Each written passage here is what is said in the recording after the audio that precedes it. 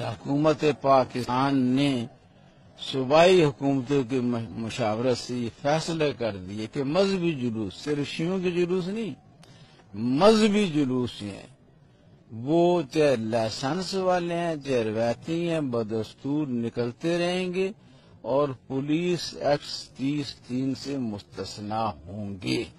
تو یہ اسی معاہدے کے تحت سارے جلوس پاکستان بھر میں نکلتے رہیں گے۔ کوئی مائی کا لال ان جلوسوں کو بند نہیں کر سکتا ہے۔ ہم اپنی جانوں پر کھیل سکتے ہیں لیکن نانے اور نواسی کے جلوسوں کا سلسلہ اسی طرح